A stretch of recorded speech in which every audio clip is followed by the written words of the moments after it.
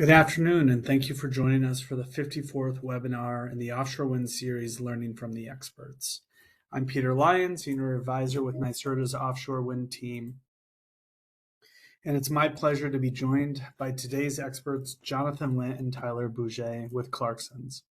Before I introduce John and Tyler, a few reminders for participants and some background on this webinar series. Next slide, please. Firstly, if you're experiencing any technical issues, please contact Adam Hawk at the email address on the bottom of this slide. This webinar is being recorded, and the recordings and presentation slides for all webinars in the Learning from the Expert series are available on NYSERDA's website at the address on the slide. All participants have been muted. We'll have time for Q&A following the presentation, so please use the Slido Q&A function to submit your questions. Next slide, please. New York State is working to advance the responsible and cost-effective development of at least 9,000 megawatts of offshore wind by 2035. Offshore wind is a critical component in achieving the state's goals of 70% renewable sources of electricity by 2030 and 100% zero emissions electricity by 2040. While offshore wind has been providing clean energy to other parts of the world for several decades, this industry is brand new to New Yorkers. To provide interested stakeholders and members of the public with accessible, impartial information and opportunities for engagement on specific topics of interest, NYSERDA is hosting this educational webinar series called Learning from the Experts to connect the public with independent experts in key topics in offshore wind. We endeavored to select learning from the expert speakers based on their expertise, not necessarily for an alignment of opinions with NYSERDA or the state of New York. If you'd like to suggest a topic or a speaker for a future webinar, you can email us at offshore-wind@nyserda.ny.gov or fill out a survey also available on our website. Please note that the views and opinions expressed in this presentation are those of the presenter. Next slide, please. It's now my pleasure to introduce Jonathan and Tyler. Jonathan Lints is a fully qualified oil and gas lawyer who heads up the U.S. offshore wind and subsea business at Clarksons. Now based in Houston, Jonathan has over 15 years experience in all aspects of marine operations and has been advising multiple companies with their vessel strategies and investment decisions. Previously based in Aberdeen, Jonathan has been involved in the construction activities of most European offshore wind farms, as well as negotiating the charters of various types of vessels used to perform subsea activities. Tyler Boje has 27 years experience in the offshore wind industry. In his current role as a broker and lead Jones Act specialist at Clarksons, he's responsible for U.S. market intelligence and vessel chartering for U.S. offshore tonnage. His previous experience includes master mate onboard offshore supply vessels, marine operations manager, and dry dock superintendent. He's a graduate of SUNY Maritime College. Thank you, and I'll now hand things over to Jonathan. Okay, many thanks for that, Peter. I hope you can all hear me. As you said, my name is Jonathan Lints. It's an absolute pleasure to be speaking here today. Just want to talk a little bit about, obviously, the US offshore wind market. I don't think it's any surprise to tell everyone that we've had a fair amount of challenges in this sector, of course. I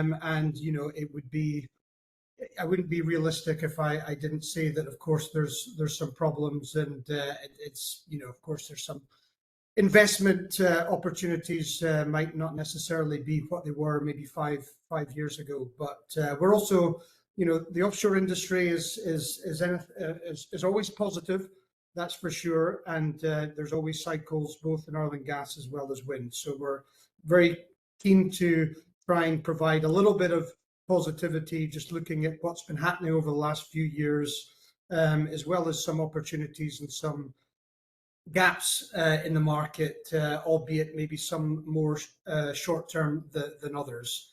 If you go to the next slide, I'll briefly kind of overview of what we're going to be discussing today. I'll give a quick introduction. I'll pass over to Tyler Boje. You've heard about him, of course, and he's going to be looking at the OSV market and maybe some of the opportunities there and what's some of the constraints and barriers that we've seen. I'm going to take a more broad look at the subsea vessel market in particular, but also just have a look at what the industry has been doing over the last few years and how big the opportunity has been, and what the US market has, how well it's responded to some of these challenges. And then we'll have a few closing remarks and comments, and then onto the Q&A, which we're looking forward to. But if we can have a quick onto the next slide, and I'll try and do a quick executive summary, just in case you get bored of anything I'm saying, you can at least remember this part. But as I said, we're down, we're battered, we're bruised, that's for sure, in this market. It's been challenging, not only over the last 6 months, but even over the last few years. We've had challenges, whether it's inflation, whether it's renegotiating PPAs. It has been difficult. There's no doubt about that, and we all know the reasons for some of them. But we're not out. We don't give up that easily, and that's definitely something we've learned over the last few months. As everyone is grouped together extremely well to try and respond to what's been going on and keeping a positive attitude. And we still believe there's niche opportunities out there, and we'll get into some of these as we get on. Tyler will focus a bit more, new builds. Even the last six months, we're focused on stimulating the American shipbuilding and the shipyards again. And of course, with an aging fleet that Tyler will get into, then it should be perfectly right to build more boats. But I think we'll get into some of the challenges there and just how viable it is to build some of these vessels that were to try and invigorate the shipbuilding here in the US. We have been pretty successful at it, of course, so far, but mostly ironically in the offshore wind market when it comes to the CTVs, the SOVs, and of course the large WTIV. So we've had a lot of firsts here in the US over the last few years. Of course, when we look at investment opportunities, I think we have to maybe look at slightly more near term than long term. There's obviously uncertainty in the long term as well as the near term to some degree. But if we focus on those areas that still need support, there is still construction activities, of course, going on.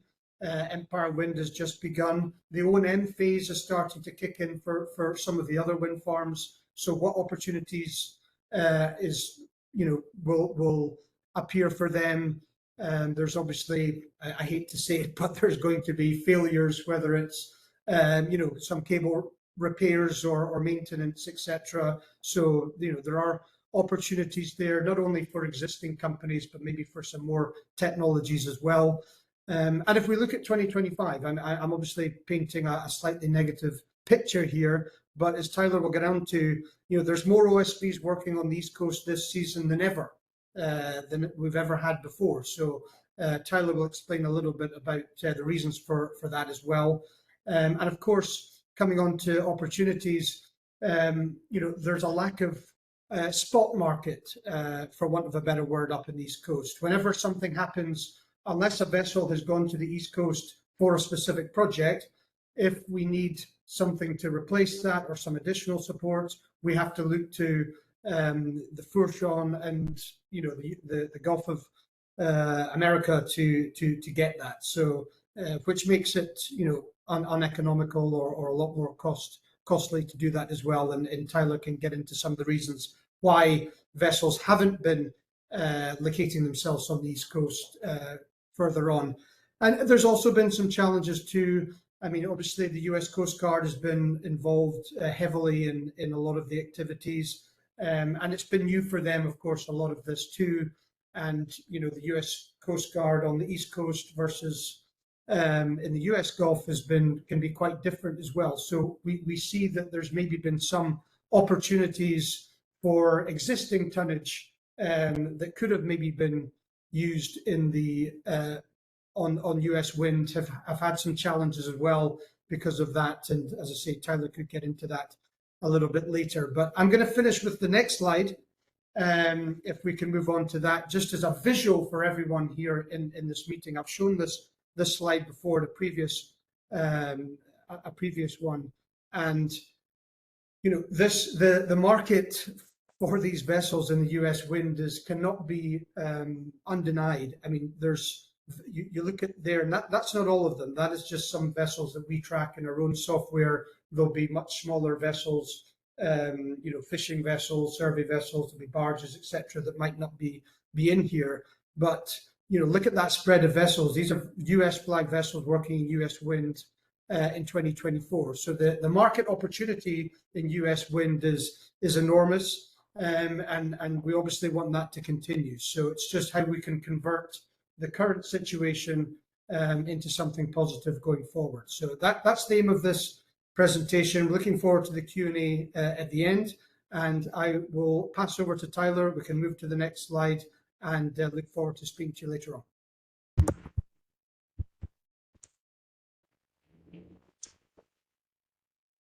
Thanks for the intro, Jonathan. Tyler Boje here. I track the U.S. PSV market in detail. That's kind of the backbone of the U.S. fleet supporting offshore activities. We can go to the next slide. So what I tried to aim here with this slide is just show the totality of the U.S. DP2 fleet and what they are currently doing and over the history of the fleet.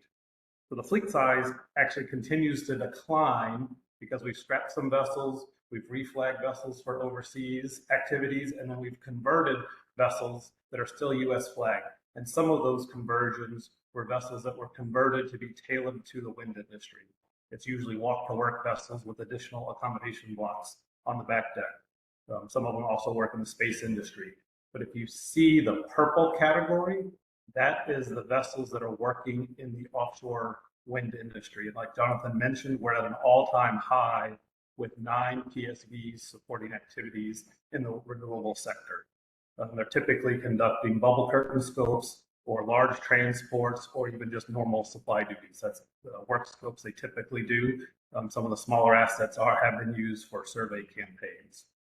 But in general, these assets serve both oil and gas activities and renewables, so there's always a tug of war back and forth between the two.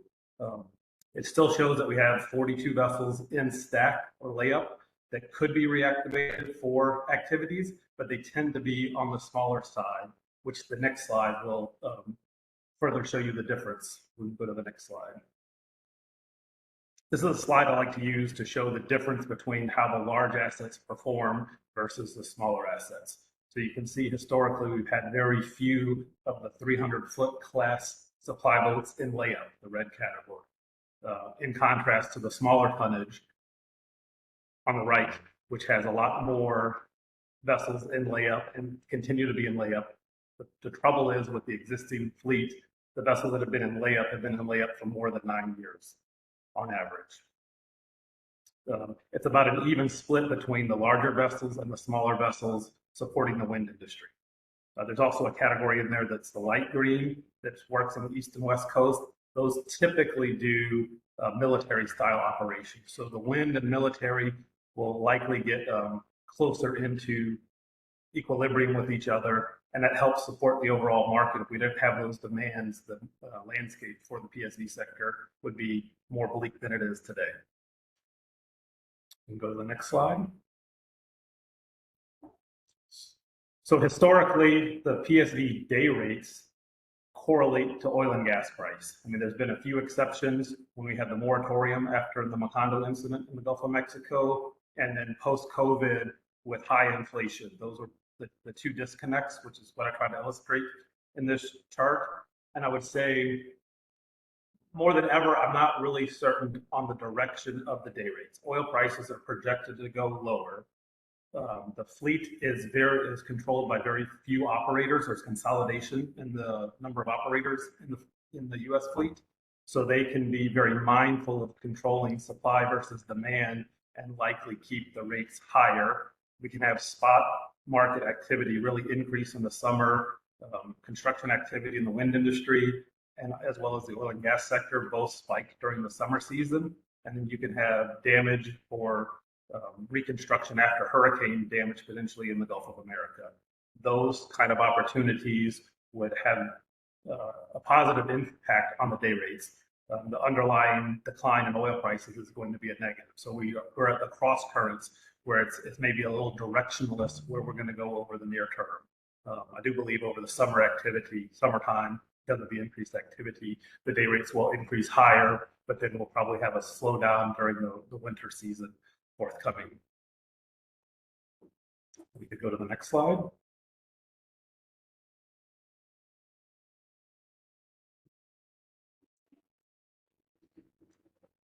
And vessels are mobile. They can go anywhere in the world. There's some flag state restrictions in various areas, but they are a mobile asset. So I try to show you what the day rates are doing around the world. Everywhere in the world has peaked and then pulled back. The ones with the strongest day rates, what's highlighted in green, is the Brazilian market for PSVs. They continue to demand more and more PSVs, pull tonnage from other markets in there. They have new build ship campaigns also for Petrobras to be awarded. That's the most buoyant market in the world today. We could go to the next slide.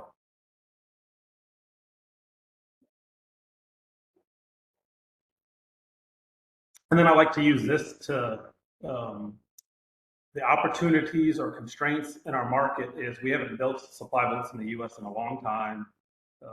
We had the downturn in late 2014 through 15, and then the day rates that the vessels earned were pretty much fell to OPEX cost. A lot of the capital construction cost of the vessels were given away during restructurings of different companies, so they don't have a CapEx cost anymore. But if we would apply inflation to the previous rate, the highest rates, we put the X's on the right-hand side of the chart to show where we believe the day rates would need to be to justify a new build in the market today. So a higher day rate than the vessels are earning today would be replacement tonnage. That's probably a constraint in the marketplace to build new builds. It probably dictates more of conversions of existing tonnage because of the restructurings that have gone on in the marketplace. Another issue, this is just inflation adjusted, but currently with the tariffs that are a moving target, the 50% tariff on steel, immediately when that was implemented, you saw the US production of steel prices go up.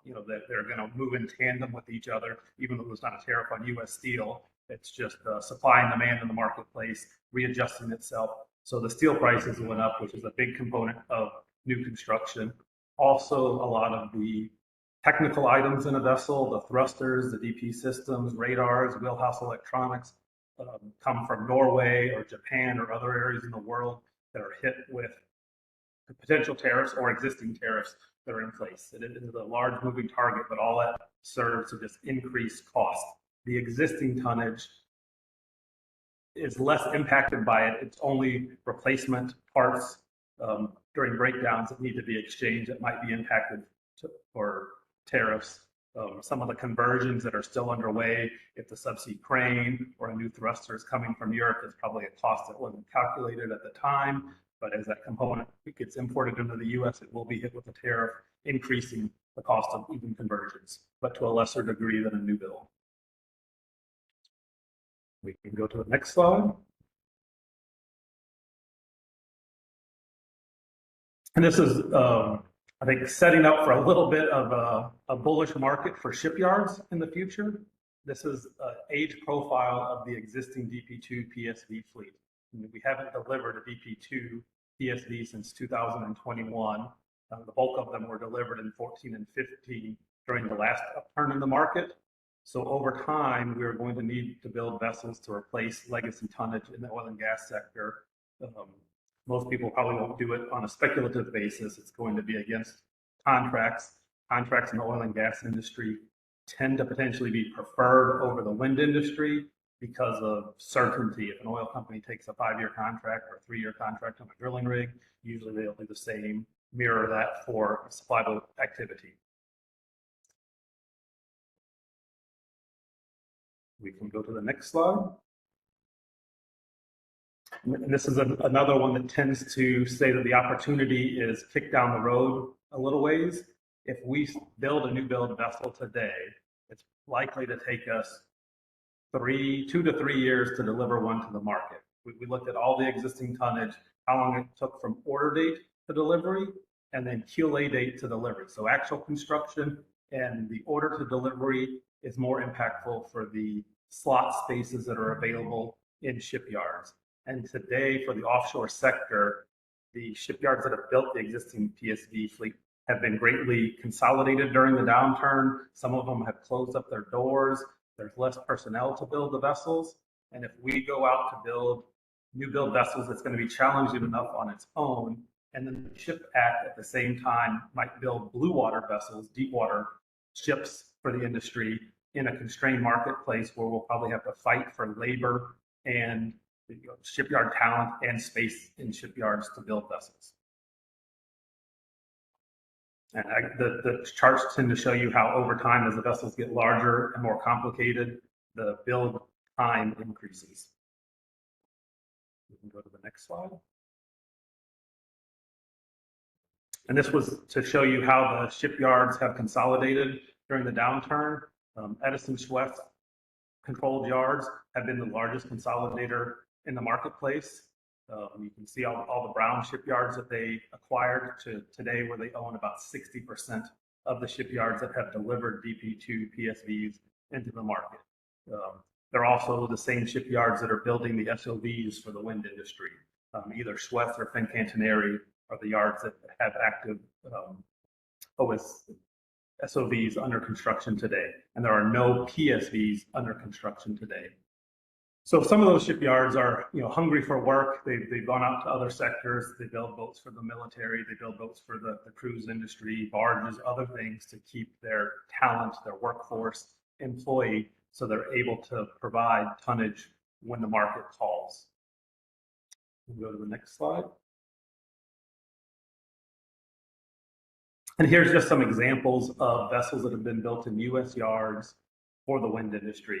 My key takeaway here is just how long it takes to build a vessel. A new build fleet is years away from hitting the water, other than the CTVs that are under construction. There was a rock dumper under construction, but you can just see here 2.3 years, 3.6 years, 4.5 years to build these assets. There may be some learning curves with the SOVs. This is the second one is currently about to deliver for Vineyard or for Empire Wind. Same thing on the WTIV. I'm sure there's lots of learning curves that have been lessons learned under her construction, and a repeat vessel is going to cost a whole lot more, but may not take as long. We can go to the next slide. And then this is where there's some opportunities. If you remember, the oil price is projected to go lower, so PSV day rates may go down. They may stay the same, they may go up. It's a very conflicted market at the moment, but existing legacy tonnage being converted for other services. Example here, a PSV being converted to a subsea vessel, a larger PSV being converted also to a subsea vessel with a larger crane. These are examples of conversions that have taken place, and these style vessels provide some activities in the renewable sector as well as the oil and gas sector. We'll go to the next slide. And these are two other conversions that are underway. They're actually currently underway. So this gives you an example of a PSV being converted to a subsea vessel. If the crane comes in and there's a tariff applied, it's going to cost more to do that conversion. The Hornbeck vessel on the bottom of the screen is a PSV that's being converted into a SOV type vessel. It's actually being done on speculation. We'll have 3.5 if you count this vessel as a true SOV. She'll be the only one that has been done not against a firm contract. It's very hard for financing for these vessels, given the contract terms, the construction risk, the out clauses that are in contracts. They're not really bankable contracts to do this, so it's quite hard for the owners to get financing for these conversions or new builds without an ironclad contract. And then everybody knows the interest rates is higher, which is also adding to the cost.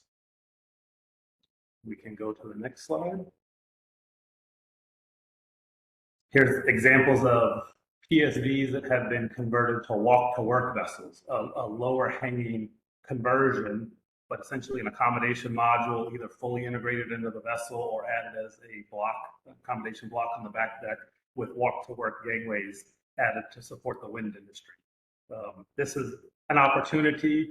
We don't use these as much in the oil and gas sector. There's still plenty of accommodation jobs in the oil and gas sector, but these were tailored to the wind industry on their conversions, given single-man staterooms or two-man staterooms. A lot of the existing PSVs were tailored more to the wind industry, where they have 4 or 6-man staterooms, which is not really accepted in the renewable sector. You go to the next slide. So the tariffs is definitely a moving target. I mean, the 50% tariff right now on the monopiles is affecting Empire Wind. The monopiles that haven't arrived in the U.S. yet would be hit with a 50% tariff. That's quite impactful to Empire Wind, just on a cost basis. The owners are trying to navigate the tariff market. So there's a lot of uncertainty. Things are changing quickly.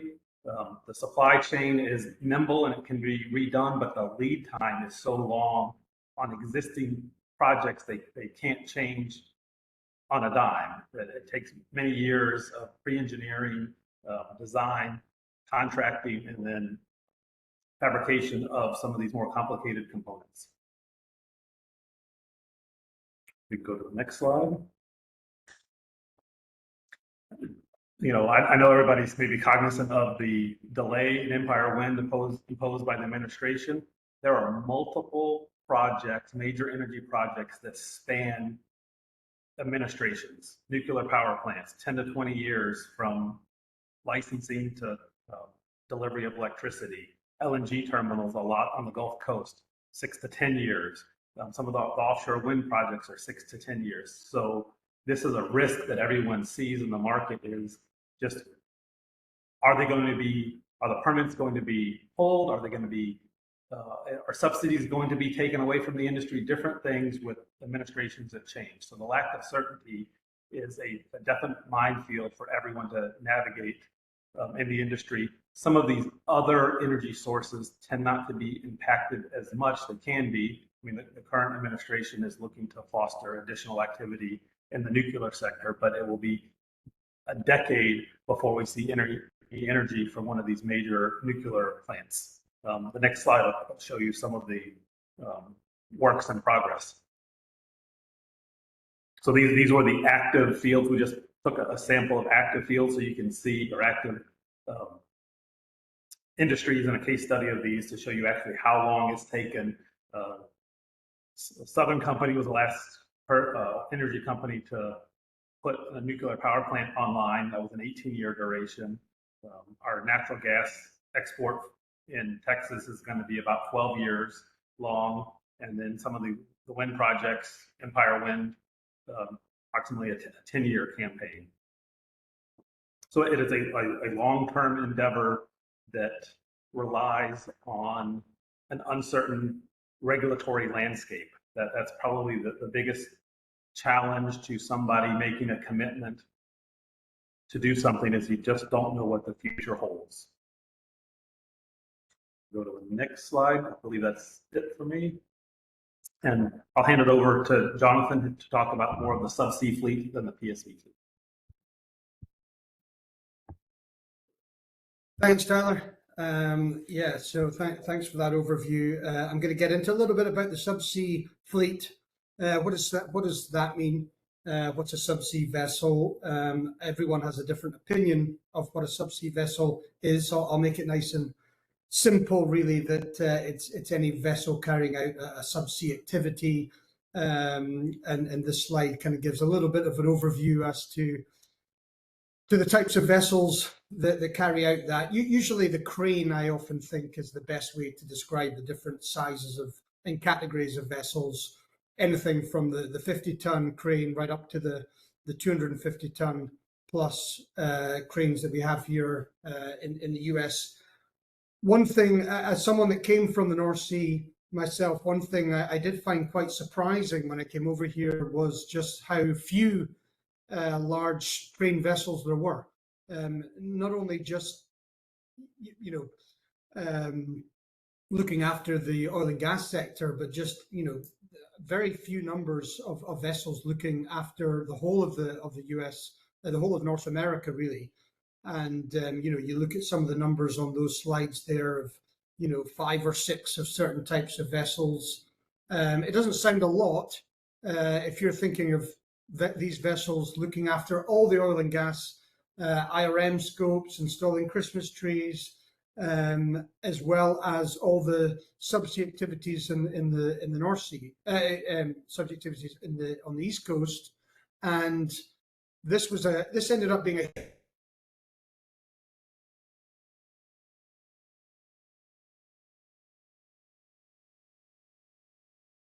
East Coast in the US too. A lot of the time, some of the reasons for that, without getting into the too much detail, was it's not easy modifying vessels in the US in particular and turning them into a subsea vessel by adding accommodation, etc. And a lot of the standard OSVs that Tyler was talking about, they don't have any real additional features of accommodation, etc., that can lend themselves easily to doing these accommodation activities for the wind farms. So we ended up using quite a lot, and I'll show that in another slide, but we ended up using a lot of these subsea tonnage for walk-to-work activities. So they were basically a floating hotel. If we go on to the next slide, please. And this is the same dynamics and characteristics in the US were happening that we'd seen in many years in the North Sea. One thing I always try and tell people is that one of the reasons that the North Sea was so ripe for building wind farms, a lot of it was because of the downturn in oil and gas. And the European wind farms were very fortunate to get a lot of sophisticated vessels that are much lower cost base than they previously were, because they were looking for opportunities out with oil and gas. So that dynamic very much happened all over Europe for a long time, almost from end of 2014 right the way through to even now. It probably hasn't fully recovered. So you look at these companies here, and they're the sort of biggest US subsea contractors here that we have. And almost all of them were looking at ways of getting involved in offshore wind in the US over the last few years, both in terms of carrying out services and looking at utilization of their vessels into that market. So it was becoming a very important market for these companies over here, without a doubt. And that's why a lot of them have been getting involved and looking at how they can have further investment. If you go to the next slide. So, and this is kind of shown, I'm looking at 2024 in its entirety. And, if you look at some of the numbers I was telling you about earlier in terms of the subsea fleet here in the US, all of these vessels were being used on the East Coast. And that's a big chunk of our subsea fleet being used for anything from mattress installation, being used for maybe some sort of cable activities, cable support, accommodation support. So the opportunity for these vessels was great, because one thing that's positive, I'll get into this a little bit when we look at the pros and cons of the offshore wind versus oil and gas scopes. One thing that is attractive on the wind scopes is that they're usually much longer. So whether the day rates are always quite as high, and actually they're not much different to oil and gas in reality. The scopes are much longer, so it gives them a much wider scope basically for most of the season to run on. So that's been, and because of that, a lot of companies last year, the subsea companies were making longer term commitments on vessels because they saw, well, we can get utilization in the wind, and also we can satisfy our oil and gas clients that like we have done for many years. So it was quite attractive. If we go on to the next slide. I always like this slide. I'm a guy that likes pictures of vessels for sure, and this is just one wind farm, the Revolution wind farm of last year. And again, this isn't covering an exhaustive list of vessels. This is kind of the main vessels that we know that were working there, from CTVs, accommodation vessels to the heavy lifts, etc. I mean, it's a huge opportunity for these vessels, and these vessels have come from all over, of course, because as much as we want to keep things in-house in the US as we can, the reality is we don't have some of these vessels yet here that are able to do it. So some of them are a combination of using the existing US fleet, maybe converting some of the US fleet, and then maybe recognizing that it needed some additional support from foreign flag vessels when the necessary fleet weren't there. But it's a pretty impressive when you look at it, and that's, as I say, that's just one of the wind farms when we think of the several that have been under construction over the last few years. You can take that number and times it by quite a lot, as we'll see in the next slide, if you can move to that. So again, a lot of this was trying to work out what the actual opportunity was in oil and gas, and we have to be a little bit mindful that yes, the outlook is more uncertain than it has been. But for anyone that's wanting to take a longer term view, and we're all hopeful that this market, of course, is going to come back here in the US.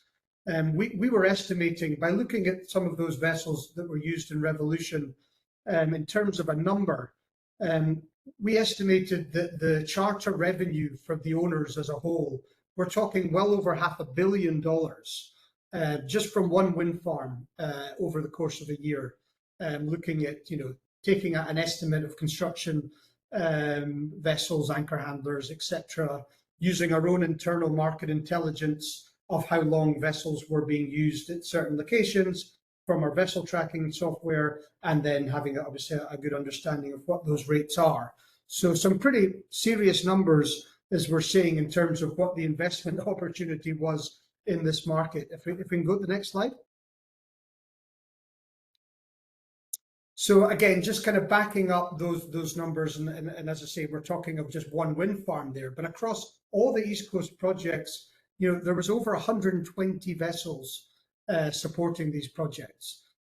More positively, 64% of them were Jones Act US flag vessels, which is great. That was looking at over 22 different vessels.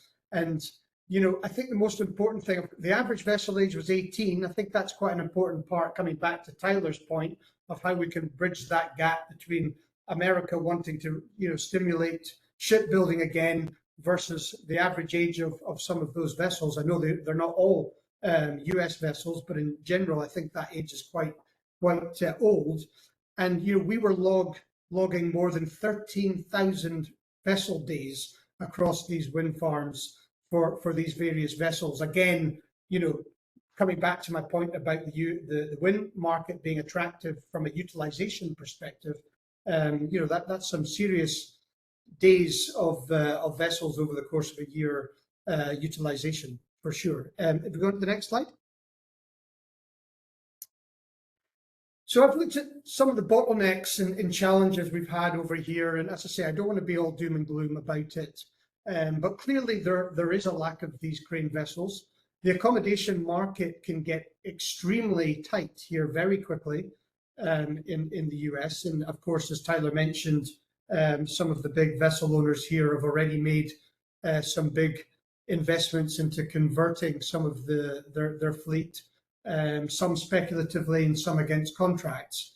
But in general, we predicted that there was going to be a lot more S&P activity. We were seeing these conversions and some of the reactivation of maybe vessels that have been in layup. So all of them have taken place.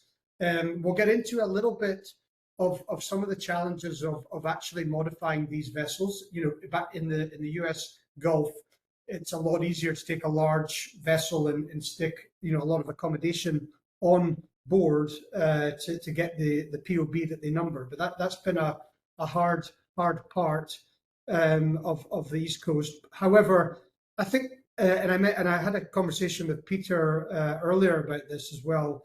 The contracting strategies have not made it particularly easy for investment either. Of course, there's lots of people that come to me and say, right, if you give me a 10-year contract, we'll be able to build something. But the reality is, other than the CTVs and the SOVs, those contracts have just not been there. So coupled with obviously the ongoing political backdrop, it's been quite hard to justify and get the financing for some of these vessel builds, even though we all know they're going to be needed. We've seen how certain vessels have been used in the North Sea and other regions, and how well utilized they are. The problem has been getting the contracts to justify them, because everyone's been a little bit reluctant to make long-term contracts, and that's really been a challenge. The appetite has been there to do it. We know the opportunities there. We know the vessels, the work is there for some of these vessels, but unfortunately the contracts haven't been there to support them. And even some of the approval processes, this is more for some of the short-term charters of vessels. It's been quite difficult sometimes to get the approvals because it's a new industry in the oil and gas sector. You know, these vessels are under an MSA and they can, they're already approved. They have a pre-approved contract with BP and Shell, and they can be on the site like that. Whereas in the East Coast and for some of the wind farm developers, it's been a bit more challenging, because sometimes the charterers can be the EPCI contractors, or they could be another subsea contractor, they could be a T&I company, or they could be the developer themselves. So sometimes there was a general perception that it was going to be a little bit more challenging to come to contractual terms, even though, as I said, the utilization piece is good, but maybe the contract was more onerous, or just, as I say, a bit less straightforward. So we'll maybe get on to, maybe Tyler can share in the Q&A some questions on the Gulf of the US Gulf versus the East Coast. But of course, some of the challenges we're going to have now, without getting too contractual, are things like termination provisions, because usually that's always a difficult conversation between an owner and a charter when it comes to the early termination. But with what's happened in the US wind farm market to date, that's going to be quite a difficult bridge to cross between the owner and the charters, because quite rightly, the owners are going to want some pretty strict early termination provisions in their BIMCO charter party negotiations. But again, that coupled with the uncertainty is going to be quite a challenge that we foresee. Next question. Next slide, not next question. So I think we've seen some positive signs. The accommodation and walk to work market has been extremely busy this year. And that kind of comes with the opportunities that I discussed a little bit at the start, of recognizing, well, what markets and sectors are going to be most needed over the next few years, taking the short-term view, and then, of course, the longer-term view with those that are under construction, that have been permitted, etc., and where the gaps are in terms of the tonnage that we've seen so far. But of course, the uncertainty has increased supply in certain vessels. Some of the long-term subsea vessel commitments we saw last year, we may start to see some of those preferring to hand back the keys and extend, which would be very unusual, based on no one wants to relinquish control of these subsea assets. But without the long-term contracts and visibility, that might be something that coupled with the low oil price that we may start seeing. But of course, the accommodation and walk-to-work vessel market that need these high POB may be a little bit of a savior for some of these subsea vessels. Next slide.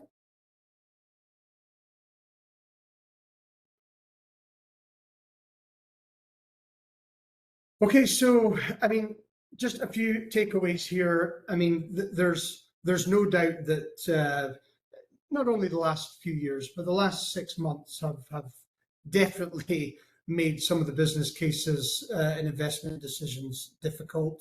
We've heard the word uninvestable in terms of the US market, and of course, we can't blame some people for thinking that at times.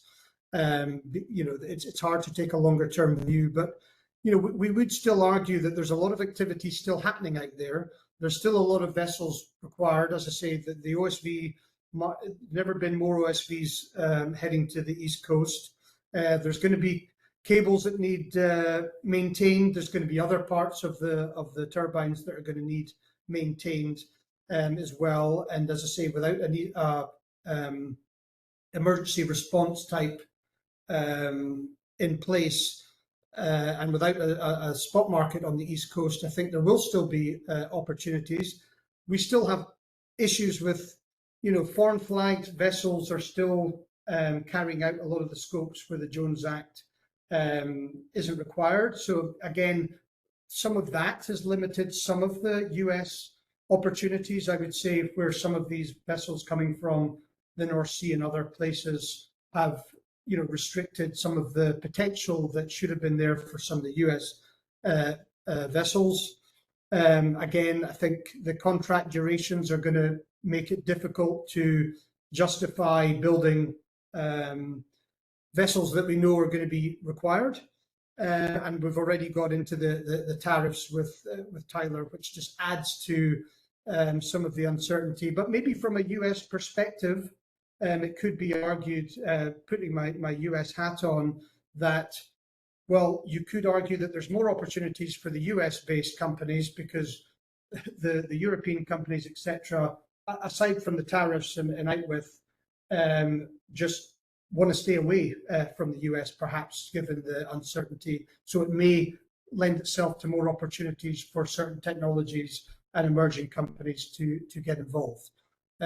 So I think that's my end of my slides. If you go to the next one, I think that's it. Yeah, really, just want to say a big thank you. As I say, I hope it wasn't too negative, just trying to obviously be realistic about what's happening there. And Tyler and myself would love to hear any questions you have. So thank you very much.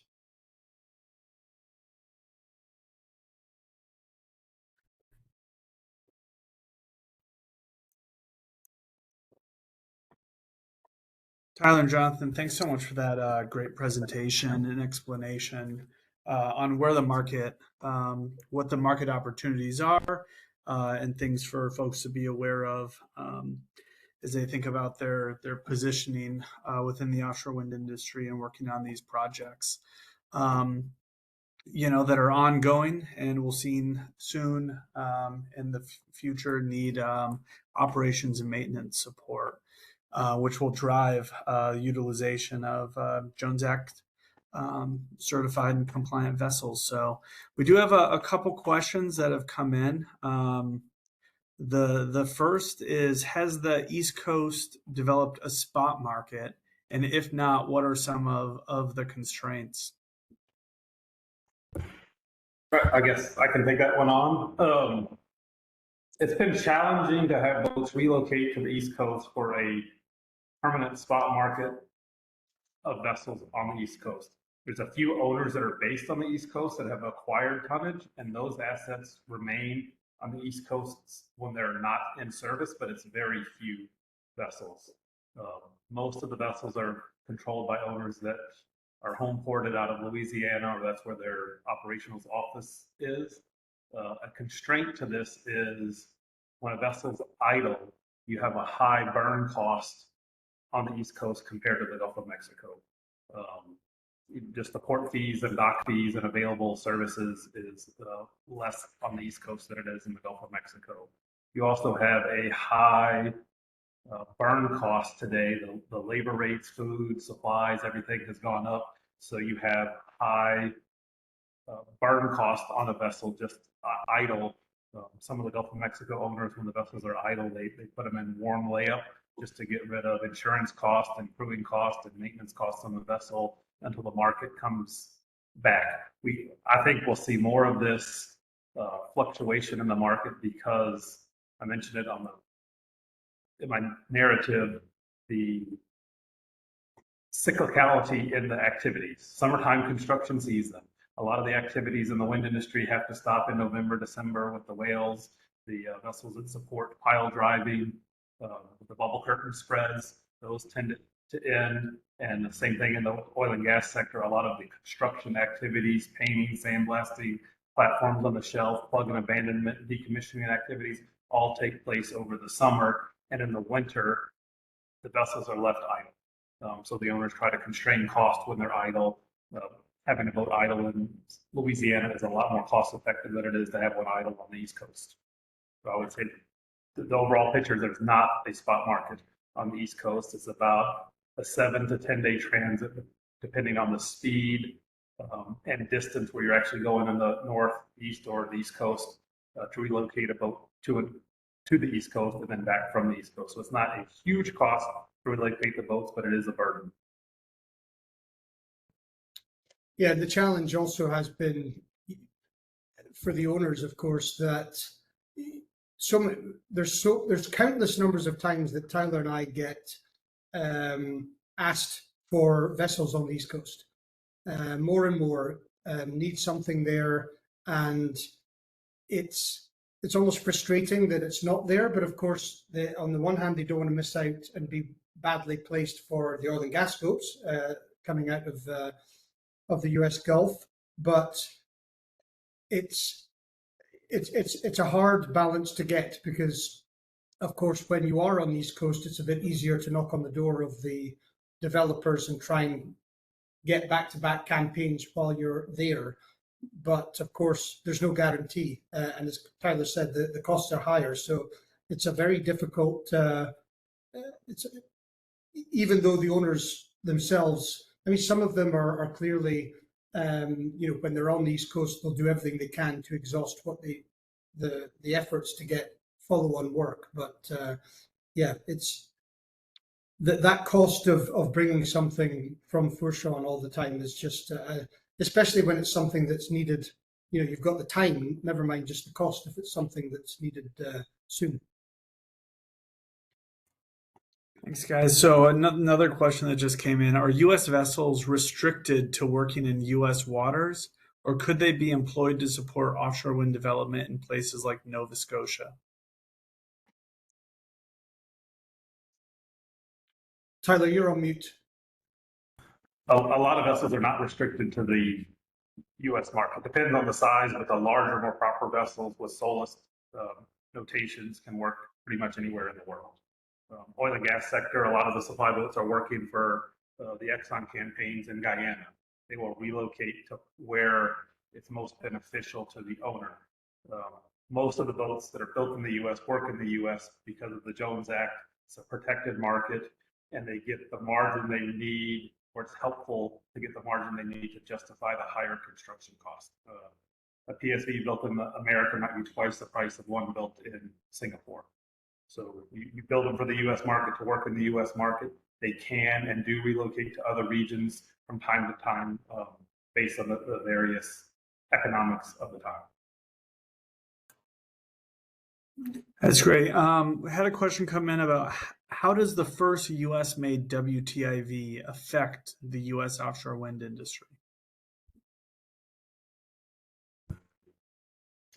I mean, I have an opinion on that. I mean, if we have one here, I think the biggest attribute of her will be when turbines fail, nacelles fail, blades fail, having a U.S. vessel that can go to port, pick up those components and replace it on a maintenance campaign, that's going to be very helpful in the future. I mean, it's just an expensive asset compared to a global scale. So she needs to take advantage of the Jones Act market to be able to justify her construction cost. I mean, Dominion has a big project, almost internally financed, so it's easier. I don't think you'll see another one built on speculation, but it will be nice to have her. Yeah, I think a WTIV really will help contribute to routine, like long-term O&M maintenance of larger components that would need heavy lift capability like that from a fixed position for that routine type of maintenance. So another question that we have here. What would motivate more shipbuilding, given all the challenges in the U.S., whether it be workforce, availability of materials, availability of yards, etc. I think every shipyard would, and to help reduce costs, would like a series of boats to be built. There's a big learning curve in gearing up and building a boat. If they can build 3 or 4 sister ships, it's a lot more cost effective to lower the price than it would be just to build one-off vessels. So we tend to just build one vessel or a small series at a time. It's not an assembly line process. Maybe some innovation and automation in the shipyards to reduce the cost during construction is helpful. It's still a very manual process building a vessel, so it's a high labor intensive industry with a workforce that continues to dwindle. So you could have maybe training initiatives or something else to train up the workforce. That's where I see maybe a perfect storm coming. You have the Ships Act that wants to build deep water tonnage. You have the PSV fleet aging. We might have a donut hole of activity in the wind industry. And if it picks back up, everybody's going to need boats at the same time when the shipyard capacity's gone down and the workforce has gone down. It can be very bullish on the investment side, on the shipyard side, looking forward, but it's going to come at the assets will have a high deliverable price of the yards. Yeah, I think we've really seen those synergies in offshore wind for the CTV market, where there have been like multiple builds, some in like a serial production fashion, just given the orders that yards have gotten. Do you guys think there are sufficient Jones Act compliant vessels to complete the under construction offshore projects, or are there constraints there? To complete the current projects that we have, did you say? Yes. It's going to be a combined a combination of Jones Act and bringing in foreign flag vessels when needed. I think that's going to be, depending, of course, the oil and gas activity will have an impact on what's available. I think the fleet has done extremely well, actually, because it's a new market. We're installing the biggest turbines in the world, deeper water than we have. I've talked about my experiences in the North Sea, but we were installing, turbines that you could see from the shore in water depths that were far, less challenging. So, I think we've adapted extremely well to a very difficult challenge that we have had. But it just shows, I think I go back to the accommodation walk to work market, that it really doesn't take much for some segments to get very tight here. And there's definitely some, for the OSVs market. I mean, I think Tyler's presentation showed that although there are more OSVs than ever over on the East Coast, it's still a very, very small percentage in general of what can be there. I don't know if Tyler, there's a lot of vessels that could be brought out of layup that could support if required. There are still vessels in layup.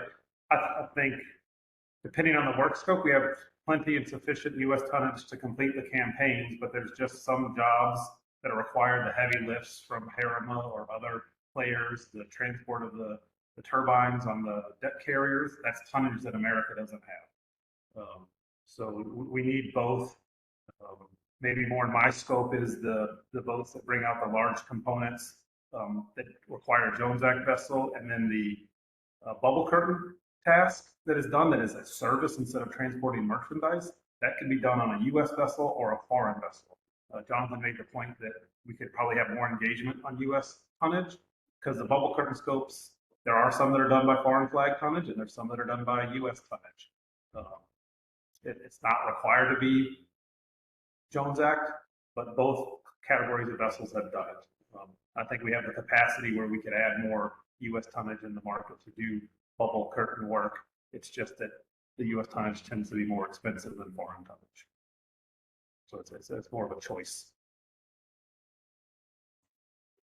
We'll continue to work towards the development of a domestic supply chain, across the spectrum of and phases of project development, whether it's planning, manufacturing, construction, or O&M. So just want to say thank you to Jonathan and Tyler and the Clarksons team for giving this great presentation. And thanks to all those out there who joined us for the Learning for the Experts webinar. A reminder that the webinar recording and presentation slides are available on NYSERDA's website. Our next webinar in the series will be on Wednesday, July 9th. Rebecca Williams with the Global Wind Energy Council will discuss trajectories for adopting new energy technologies around the world and offshore wind's progress. You can register for future webinars through our events page at wind.ny.gov. We also encourage you to check our past webinars in the series on NYSERDA's YouTube channel. If you'd like to request a topic or speaker for the series, please email us at offshorewwind@nyserda.ny.gov or fill out our Learning from the Experts survey posted on our events page. Thank you for joining us again today, and we'll see you next time.